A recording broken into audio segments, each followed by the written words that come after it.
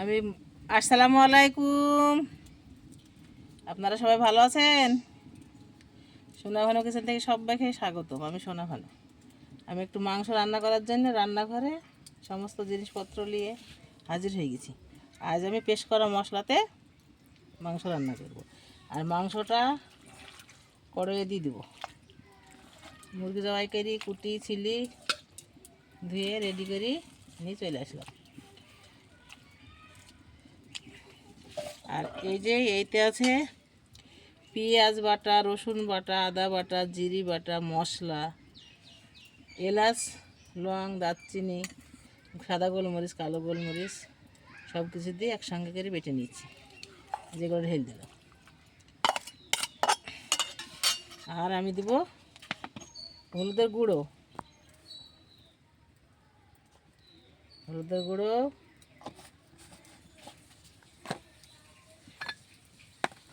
আর স্বাদ মতো লবণ দিয়ে দেব। দর্শক, আপনারা সবাই দেখতে থাকুন। আমার ভালো লাগে আপনারা আমার ভিডিওটা দেখেন, লাইক কমেন্ট শেয়ার করেন, সাবস্ক্রাইব করেন, আমাকে সহযোগিতা করেন। আমার খুব সুন্দর লাগে। সরিষার তেল দিছি কাঁচা।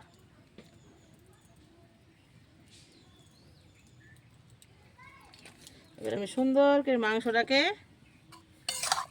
পাইল করে দেব মশলাপাতির সঙ্গে।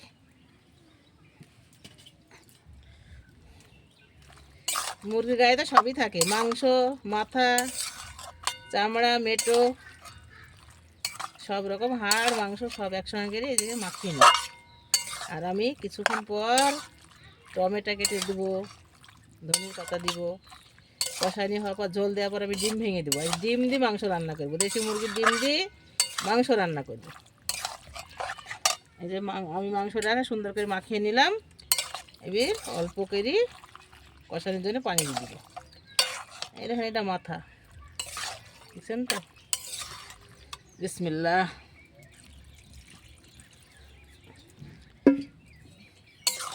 এই পানিতেই মাংস সিদ্ধ দেবো। আস্তে আস্তে জল দিব।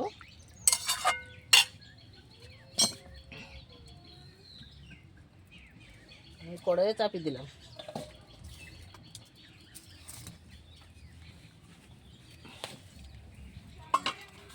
দিয়ে দিলাম।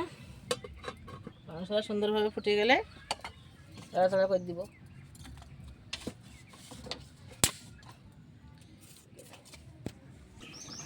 মাংসটা ঢাকি চাপিয়ে দিয়েছিলাম, ঢাকাটা আলগা করে নেড়ে দিচ্ছি। কত সুন্দর ফুটছে দেখছেন তো? সবাই আমার পরিবারে আপনারা ঘুরতে আসবেন। আমাদের পরিবারে ঘুরতে আসবেন। আমি মাঝে মাঝে আপনাদের পরিবারে ঘুরে আসি। আবার ঢাকা দিয়ে দিলাম। ঢাকাটা আলগা করে নাড়াচাড়া করলাম। আর এই যে বললাম না, একটা ছোটো সাইজের টমেটো কেটে রেখেছি আর কটা ধনিয়া পাতা, এখন আমি দিয়ে দেবো। বিসমিল্লাহ। একটু নাড়াচাড়া করি, এক্ষুনি আবার ঢাকা দিয়ে দেবো। কি সেন্ট বেরাইছে, কষা না হইতে সেন্ট বেরাইছে। ঢাকা দিয়ে দিলাম। মাংসটা আমার সুন্দরভাবে কষানো হয়ে গেছে। এইগুলো তেল আর মশলা এইগুলো শুকনো হবে না। আমি এখন একটু পানি দেবো, হালকা করে পানি দিই, ঝোল করবো।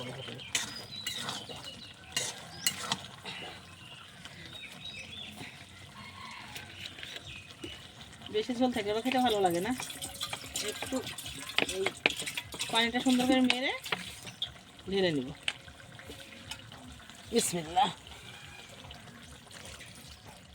এটুকুই হবে। জাল দিই। আর ডিমটা ভেঙে দেবো, তো ডিমটা আবার সিদ্ধ হওয়া লাগবে।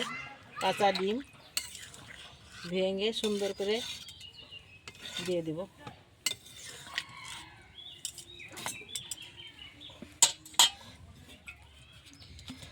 যেখানে যেখানে ডিম দিব সেখানটার মাংসটাকে এগিয়ে নেব। যে 3টি ডিম নিয়ে এসেছি, দেশি মুরগির ডিম। দেশি মুরগির ডিম দিলে খুব ভালো খাওয়া লাগে, খেতে স্বাদ লাগে, টেস্টি লাগে। এই জায়গাটা ছল্লি দিয়ে গেলে আগিয়ে নিলাম। বিসমিল্লাহ।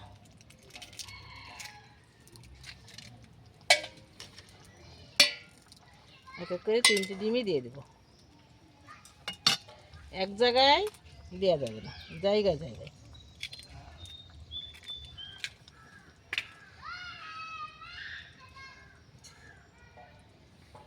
এই সাইডে দিই, ওই সাইডে একসাথে গুলিয়ে যাবে। ডিম 3টি দিয়ে দিলাম। আমি ঢাকনা দিয়ে ঢাকা দিয়ে দেব।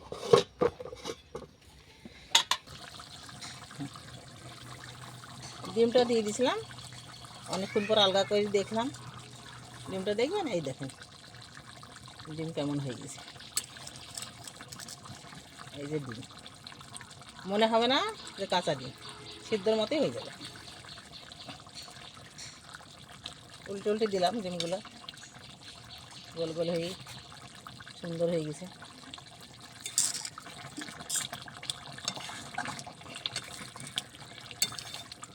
একটু ঝোলটা মেরে ঢেলে ফেলবো। সুন্দরভাবে রান্না রেডি হয়ে গেছে। ঝোলটা মেরে যেটুকু রাখবো সেটুকু আছে। এখন আমি গামলায় ঢেলে নেব। বিসমিল্লাহ। ধনির পাতার কি সেন্ট!